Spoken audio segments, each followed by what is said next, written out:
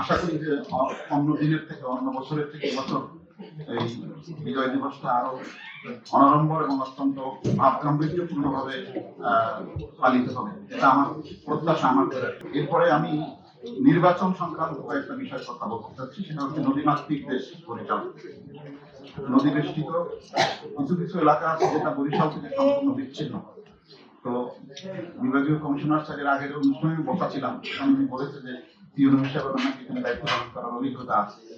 তো সেইখানে নির্বাচনকালীন সময় নিরাপত্তা এবং নির্বাচনকালীন সময় পরিবেশ ঠিক রাখার জন্য আমাদের মনে হয় এক্সট্রা প্রস্তুতির প্রয়োজন হবে। এই জন্য জলযান আর হেলিকপ্টারের বিষয় তো স্যার মনে হয় বলেছে, ডিমান্ড দিয়েছে কর্তৃপক্ষের কাছে। তো দ্রুত গামী জলযান স্পিড বোট বিশেষ করে এটা বিশেষ ব্যবস্থায় পরামর্শ করছি যেন এটা নদীমাতৃক এলাকায় কি করার জন্য ঝুঁকিপূর্ণ ভোট কেন্দ্রের তালিকা অবশ্যই আপনারা দিবেন, সেটা তো আপনাদের প্রশাসনিক নীতি আছে।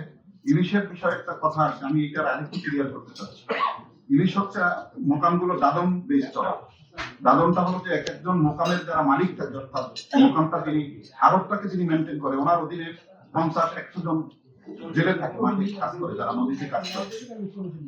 এই জেলেদের দ্বারা তারা এই মাছটা শিকার করে। কিন্তু আমরা যেটা দেখছি যে মোবাইল টিম হলে যারা মাঠে মানে নদীতে মাছ ধরে তাদেরকে ধরে এনে জেল দেওয়া হয়, কিন্তু যিনি এখানে এদেরকে এখানে প্রোভাইড করছে, নেপথ্য যিনি আছে, তার কোনো বিচার হচ্ছে না। এটা আমার নিবেদন থাকবে যে এই বিষয়টাকে যারা মূল জায়গায় যারা কাজ করে, যারা আড়তদার, তারা যাতে তাদের বিষয়টাকে দেখা দরকার যে ওই যিনি মাছ ধরছেন তিনি কোন আড়তের সাথে সম্পৃক্ত, কে কাকে দাদন দিয়েছে, তাকে দাদন দিয়েছে এবং তাকে নদীতে ঝুঁকি নিয়ে নামতে বাধ্য করেছে। কারণ হলো আমি একই ধারে একজন উকিল হওয়ার কারণে আমার কাছে কিছু বিষয় আছে এবং ওদের এই করুণ অবস্থা অনেক সময় আমাদেরকে হ্যান্ডেলিং করতে আমরা করতেও বলি যে ওর কি অপরাধ। এরপরে বরিশালে কিছু রাস্তা আছে, মাননীয় বিভাগীয় কমিশনার আমাদের সিটি কর্পোরেশনের প্রশাসক আপনাকে একটু বলবো, এর মধ্যে অন্যতম একটি ভিআইপি রাস্তা বরিশাল মানে ডাকবাংলোর কাছে জেলা স্কুলের রাস্তা অপোজিটে এই রাস্তাটার খুব বিমাল দরকার এবং এখানে মানুষ এতই ভদ্র যে সে ধর্ণা দেবে এটা তাদের পক্ষে সম্ভব না। তারপর বিগত প্রশাসক বরাবর তারা বিভিন্ন ভাবে এসেছে এবং তারা সেখানে কথা বলেছে। আর একটা বিষয় হচ্ছে বরিশালের একটি রাস্তা আমাদের জেলখানা থেকে জেলা স্কুল পর্যন্ত, সেইটাকে বলি আমরা সদর রোড। এই রাস্তাটা স্যার আপনার মনে হয় চোখে পড়েছে, এই রাস্তার দুই পাশে মোটরসাইকেল পার্কিংটা, এখন যারা মোটরসাইকেল পার্কিং করেছে তারা কিন্তু ভিড় করতে রাখার জায়গা নেই। এই বিষয়টা বিগত একটা সময় একটা সমাধান হয়েছিল, পার্কিং এর একটা জায়গা নির্ধারণ করা ছিল, সেইটা মনে হয় এখন নেই। এই বিষয়টা চালু করা দরকার, কারণ এই রাস্তার পাশে মোটরসাইকেল এলোমেলো যত্রতত্র রাখার কারণে যানজটটা তৈরি হয় এবং এই যানজটটা দিনে দিনে অসহনীয় পর্যায়ের দিকে চলে যাচ্ছে। আর এই যানজটের অন্যতম কারণ হচ্ছে অনুমোদনহীন অটো রিক্সা, যেটা সিটি কর্পোরেশনের অনুমোদন নাই এরকম ধরনের অটো রিক্সা আমাদের আমাদের আমাদের সিটি কর্পোরেশনের প্রশাসক মহোদয়কে এক্ষেত্রে বলবো যে অনেকের কাছ থেকে প্রায় 24,000 টাকা করে 3-4 বছরের ট্যাক্স নেওয়া হয়েছে সিটি কর্পোরেশন, যেটা সিটি কর্পোরেশন অনুমোদিত। এই ট্যাক্সটা নেওয়ার পরে কার্যকর কোনো উদ্যোগ না থাকার কারণে সব এখন অ্যাভেলেবেল হয়ে গেছে।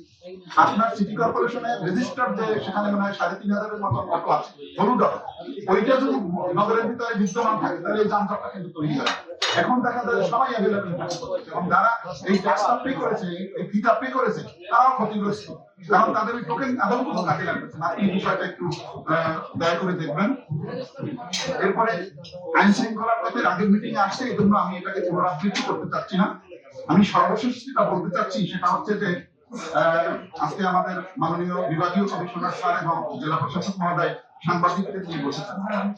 আমরা যারা মূলধারায় কাজ করি, বিশেষ করে সাংবাদিক সংগঠন বরিশালে যেগুলো প্রতিনিধিত্বশীল সাংবাদিক সংগঠন, এটা বলতেই হচ্ছে যে অনেক কারণেই আমাদের নিজেদের কারণে আমরা নিজেরা এখন অনেক ক্ষেত্রে মানে কি বলবো যে একটু নিজেকে ছোট ভেবেই অনেক জায়গায় চলে যেতে। আমার এই দীর্ঘ সাংবাদিকতা জীবনের এই বরিশাল জেলা প্রশাসকের কার্যালয় আমি এই আজকের 17 বছরের মধ্যে আজকের এই দ্বিতীয় দিন এসে বসেছি। 5 তারিখের পরেও আমি আসিনি, আমার প্রয়োজন হয়নি। অথচ আমি একটি মূলধারার দৈনিক সংগ্রামের মতো একটি পত্রিকা আমি গুরুত্ব, যেটা এই জেলা প্রশাসনের তালিকায় 3 নম্বরে ছিল, ফেসিস্টের আমলে এটা আউট করে দিয়েছে। যারা আউট করেছে তারা, যারা পরামর্শ দিয়েছে তারা অফিসিস্ট। এই ফেসিস্ট রিজনটা এখন প্রশাসনের কাছে এসে, আপনাদের কাছে এসে, আমাদের কাছে এসে এমন ভাবে তারা একটু অর্থাৎ নরমালি তারা আমাদের মধ্যে ঢুকে গিয়ে তারা এখন এই পরিবেশটা অর্থাৎ জুলাইয়ের অভ্যুত্থানের যে চেতনা, এই চেতনায় তারা আঘাত হানছে এবং যুক্তিভিত্তিক আঘাত হানছে। আমি বিনয়ের সাথে অনুরোধ করবো, সম্মানিত জেলা প্রশাসক মহোদয় অত্যন্ত যোগ্যতা থাকার কারণেই বরিশালের মতন জায়গা আপনাদেরকে দিয়েছে এবং বিভাগীয় কমিশনার মহোদয়, আপনাদের কি এরা কিন্তু সুযোগ গ্রহণ করে, তারা আমাকে ব্যবহার ৩০ জুলাইয়ের চেতনার বিরুদ্ধে বিরোধী এবং চেতনার বহির্ভূত কোনো কার্যক্রম এটা আমরা কিন্তু কোনোভাবে কি করবো না। এই সমস্ত বিশিষ্টকে সমৃদ্ধ করেছে, বিশিষ্টের প্রচারণার সাথে যুক্ত ছিল, আর আজকে কোনো না কোনো ভাবে আমাদের কাছে চলে আসছে। তারা জোর করে ঢুকে আমাদেরকে মানে আরেকজনকে সে কেন দিয়ে ধাক্কা দেয়, কিন্তু বুকে ধাক্কা দিয়ে সামনে চলে যায়। এই তাদের এই গতিটাকে, এটাকে আমাদেরকে নিয়ন্ত্রণ করতে হবে। নিয়ন্ত্রণের ক্ষেত্রে আমরা আপনাদেরকে সহযোগিতা করব, যদি আপনারা আমাদের কাছ থেকে সহযোগিতা প্রত্যাশা করেন, কিন্তু নিজে এসে আপনাকে পরামর্শ দিয়ে এটাকে করার মতো অবস্থা আমাদের নেই, কারণ আমরা প্রত্যেকেই একটা সমাজে একটা সম্মান এবং মর্যাদা নিয়ে বাস করি। এজন্য ফ্যাসিস্টিজমের সাথে যারা জড়িত ছিল, ক্লিয়ার কথা আমার তরফ থেকে, আর কেউ বলুক আর না বলুক, আমি বলে গেলাম, কারণ আমি নির্যাতিত, আমি নিষ্পেষিত, আমি নিজে জানি। আমি 17টা মামলার আসামি, আমি 8 বার জেলে গিয়েছি। আমার বাচ্চা তার মায়ের পেটে থাকা অবস্থায় এবং ওর ভূমিষ্ঠ এবং বড় হয়েছে, ও বাবা টাকা শিখেছে, তখন তো আমি জেলে পড়তে। অর্থাৎ আমার কষ্টটা অন্য কেউ বুঝবে না, আমার জায়গা থেকে আমি বুঝবো। আমি কোনো ফ্যাসিস্টকে, আমি তার সাথে ভালো ব্যবহার করবো, আমি তার সাথে মধুর ব্যবহার করবো, আমার পকেটের পয়সা দিয়ে তাকে খাওয়াবো, আমি তাকে ই করবো, কিন্তু সামাজিক পর্যায়ে কোন ফ্যাসিস্টকে প্রতিষ্ঠিত করার ক্ষেত্রে কোন জায়গায় আমি এই জায়গা আমি ছাড় দেবো। এই জায়গাটা আমি ই করবো, এইভাবে আমি অত্যন্ত সচেতন।